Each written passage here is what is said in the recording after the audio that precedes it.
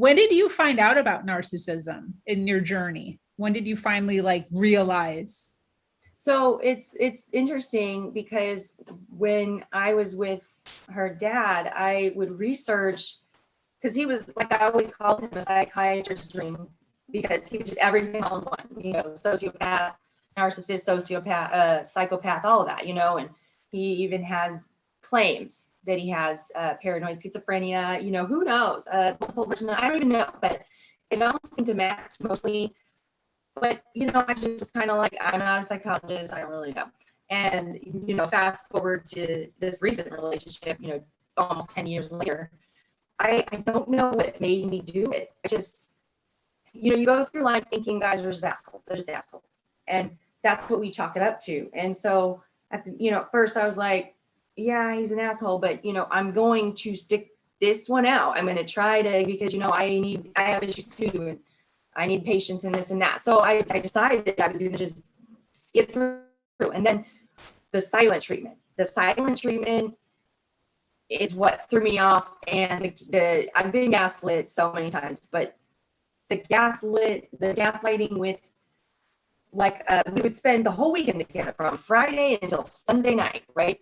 And if I'd go home to let the dog out, sometime 24 hours later, when I'd finally be able to convince him to let me go, it would be like, I'd be all in. I'm all excited and stuff. Great, we're turning a corner, and then he's gone, and I don't hear from him all day Monday. And finally, I just do my little phishing text, and then it's like we're back to square one, we're strangers again. And I'm like, I don't even understand what's happening. And then I'd let it go and try to ride the wave, and then he could tell, or I didn't give him enough, and he just had to finally start the drama, and he'd say, you feeling some type of way? That I hated that message. I got that 5 times. You feeling some kind of way? And so then I'd be like, yes, actually, since you brought it up, let's get into it.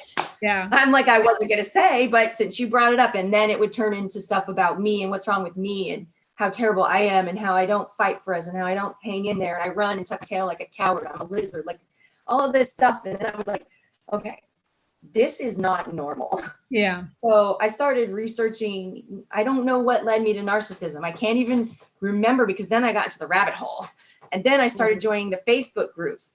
And then I was like, oh my gosh, that's what he is. And that's what they were.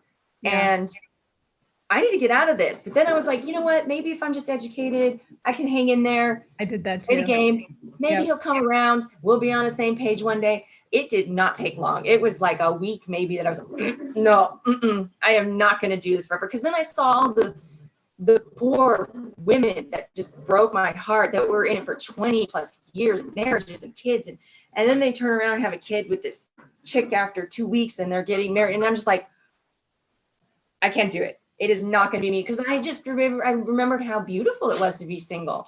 Yeah. I was single for 3 years in between each of the most recent ones, and it was the best time ever, and I wanted it back. Take it out. Sorry. That's okay. So so then it just, that's what it was. It was a spade is a spade. I kept trying to make excuses, and then, I would only see him on the weekends. So that whole week when I was being phased out, and then the silent treatment, when I did come over towards the end, was every time, this silent treatment, I wasn't even there. He was right next to me playing Call of Duty or texting, or I was not there. And then we get to the stupidest arguments, and my opinion was just crap. And so I just couldn't do it anymore. But it was just the silent treatment. And then in the whole week, I guess, was when he was having sex with everybody else with no condoms, because 5 bacteria infections later and 2 months. Yeah, a month. Okay, so between talking to you the last time before I scheduled, I found out that he slept with everything in between with no condom. So that's where the bacteria infections come from. Wow. Yeah, it was fun, real fun. And on my 3rd time, and the doctor is kind of avoiding, but you could tell she's dancing around a subject. I'm like, he's got to be cheating, just got to, but I just had no idea. And then his friend that also was a victim for 20 years. Wow. Finally got out of it. Yeah. And then we got to talking, and I was like, wow. Yeah, today I finally went and got a whole panel because I was giving it time and I wasn't having any issues. So Yeah. super grossed out. My IUD saved my life because he was trying for sure. Wow. Yeah. Yeah, that would have been a mess. He didn't even ask. And it was like Yeah. the beginning. I can't even. Yeah. Oh, Yeah, that's a mess yeah. for sure. Do you consider yourself an empath? I do. And I always knew that I was empathic. And I do think it was because of my stupid experiences I put myself in, because I never wanted anyone to ever be in those situations.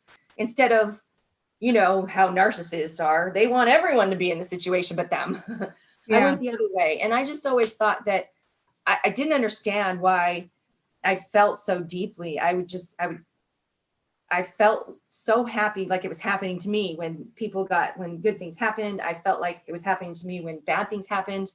It was troubling and like torturous how deep it was. And this relationship and my study on narcissism is what finally confirmed that I was an empath. And it's bittersweet. It's an unfortunate happening too. You know, it's a personality disorder, just like narcissism. So I'm navigating through that too. And I think that's why I'm back where I was, because I didn't do the work with the last really hard one, her dad. Yeah. And so now I've got to do the work and look inward and figure out my issues. I need boundaries. Whew. Yeah. Boundaries is the biggest one. It's for me the most difficult, because It is. setting boundaries is like potentially losing love, you know? Yeah. So, And the people pleasing that you've always been doing, and yep. and then like what I always remind myself is of all these people who are boundaries, and sometimes they're just jerks who just don't care. You still like them. You don't, I mean, you lose respect for some people like narcissists, of course, but they still have people who like come around them, want to be around them. So by laying boundaries down, you're not being a bitch. And that's what I have to remind myself. Yeah. And just apologizing constantly for everything, and then apologizing for apologizing. It's just so stupid. I'm sorry I exist. I'm sorry I'm breathing. I'm trying to just stop doing it, and because they love it. And I was good. And then I was with this last one and I just fell completely off. And I was a shell of a person again, apologizing for everything, no opinions, indecisive. It was just terrible. I just don't want to do it again. I'm done with it. So, you know, I got to do the work. And they prey on empaths. So It just made sense that I was an empath, and I was an empath. Yeah. What's your love language? Do you know? Yeah. So I actually did the test one time, and I don't know if it's the one that's supportive. It's not words of affirmation. It's like the goods and services. I think maybe like do favors. Yeah. Favors. Acts of service. Okay. Acts of service. Okay. Acts of service. That's what it is. But in like a supportive way. Like, I'm a very independent person, and I'm thankful for that because it's helped me through all of this stuff. But I can support myself financially, and even physically, let's just say. But I need someone that's going to back me up, that's going to be in my corner, just bounce things off, like a partner. So acts of services, I believe, I think that's what I tested on. That was my highest love language, because I want to know you're there for me. I need help.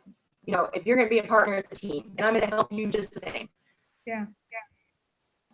That's awesome. I'm glad that you know that. A lot of people don't know. Yeah. And that's how I do. I also, words of affirmation for me giving to others, it's the acts of service and words of affirmation. But me receiving, I think it's those two, but it's really high on acts of services. Got it. I like doing things for people and being there. And what's funny is anytime I would offer to help him, like I just would like, he would do this whole, my last relationship would do this whole passive aggressive complaining to get what he wanted, me to say, well, you want me to do it? You want me to do this? I can go here, I can go there, and then I can do this for you. Like just rearrange my whole day, and I do it in a second. Yeah. And they love it. So it's like, it worked out. But then, so I said this one thing one time, he said, I really appreciate it. And I was like, well, I'm just here to make your life easier. He's like, don't say cheesy stuff like that. And now I know why, because it grossed him out.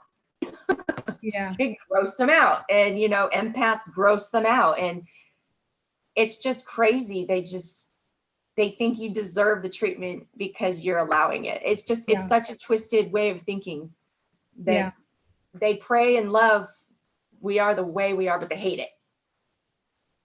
It's crazy. Yeah, exactly. And learning how to not do that, what you're saying as far as like dropping everything and is hard, especially if one of your love languages is acts of service, because that would be showing love. But being taken advantage of, you know, that's how it happens. Exactly. It was painful. There were times towards the end where my answer literally was, oh, that sucks. Like, it wasn't, oh my gosh, well, what can I do? Or would you like me? There was this one, he was at the dealership. This was the last week we were together, and he was at the dealership getting his car. It was a new car, so he's getting service or something. And he was complaining about how he was hangry, right? And I was like, oh, darn, hope you get food soon. And I'm thinking, you know, afterwards, it's funny because it was just natural. And afterwards, I was like, oh, that's why I didn't hear from him for until the next day, because I didn't offer to bring him food or take him somewhere, you know? And so that's what I did. And that's what I learned. You know, I learned how to gray rock. I'm like, darn, oh no, hope it gets better. Yeah. Because he was complaining about his work trip too, the next time when he tried to hoover me soon after. Yeah. And I was just like, oh man, that sounds like a sucky trip. And then he was gone.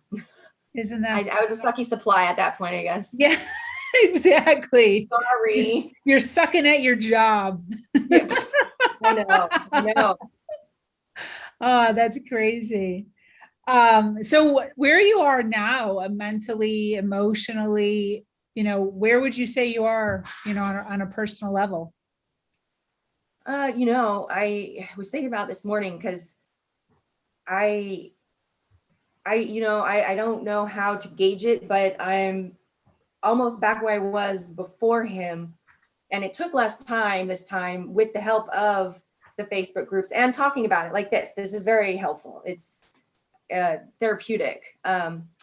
Just taking time for myself and understanding who I am and how to, you know, set boundaries and all that. It's definitely helped me get in a much healthier place. You know, I wasn't completely healthy before, but so I would say that I'm actually heading towards an even better place than I was before, but I'm doing great. I thought, like, I don't think about him much at all. And when I do, it's like a fleeting thought. And it's always like, all throughout the day, I just find myself thinking about how grateful I am to be where I'm at. And then I got out. Like, I'm just so grateful I got out. Yeah. Like, I saved my life. Yeah.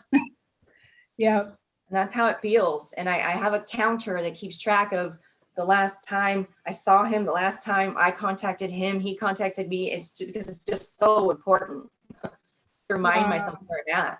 Wow. That's so awesome. It's like an addiction. Yeah, no, for sure. But it's, you know, but it is actually, you know, you're addicted to the dopamine and the roller coaster. The oxytocin, like I'm telling you, it's just insane. Like, I knew even at the end, I knew it was going on. And even as much as I just hated what he did to me, and I was on my way out. I was just trying to get my mind right. I would lay with him, and it just felt like I would just be like, oh, and then I'm like, no, just stop. This is so dumb. Like, it was just, it's uncontrollable. The oxytocin that just releases when you're touching them. Yeah.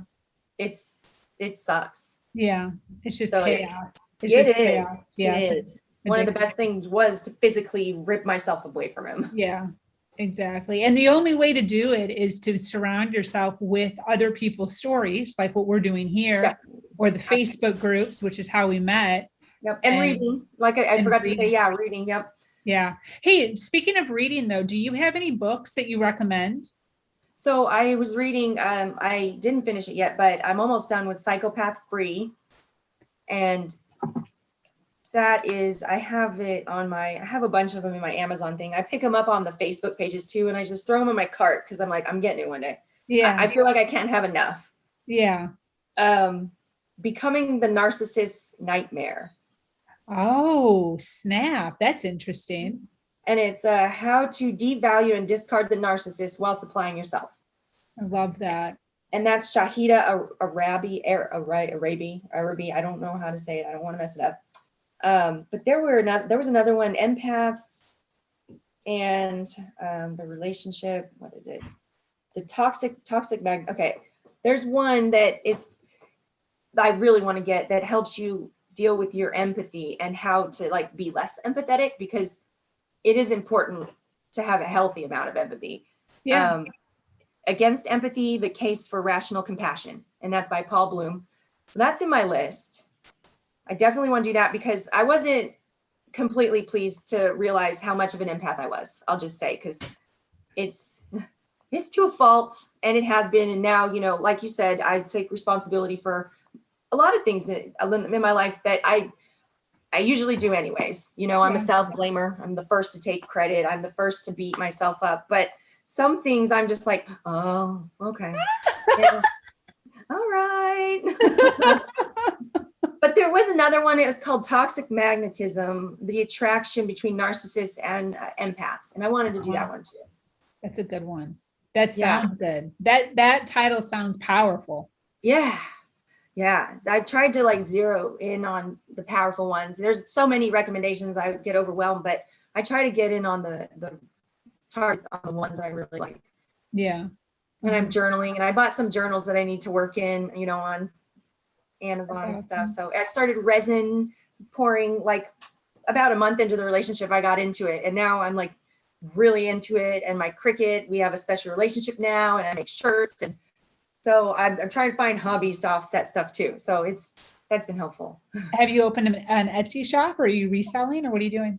No, because so for the shirts that I could do it for the resin, but I wasn't in the mental space yet. And I was trying to get through all this first. It was just so overwhelming. And I know that there's, you know, money involved. And with the shirts, I have to buy the royalties for the images I make. So I just make them for friends and give them away because I don't want to get in trouble. But one day. That's awesome. That's awesome. That's cool too, because your daughter's seeing that. Yeah. You know, the creativity side. Yeah, she loves it. And I've always been creative. I'm not, you know, the best at art and painting and drawing, but, you know, I saw this other post on Facebook where it said, you know, can we normalize not being good at something, but still doing it? You don't have to be a good artist to enjoy painting. Oh, wow. And so that's another reminder. Yes, like you don't have to be, and that's a lot of things. That's why it kept me away for so long. I didn't paint for so long because I'm not artistic. I can't draw, but it's nice to see reminders like that. You don't have to be perfect at something to do it, to enjoy it. Do the art, do the music. Oh, I love that. Absolutely.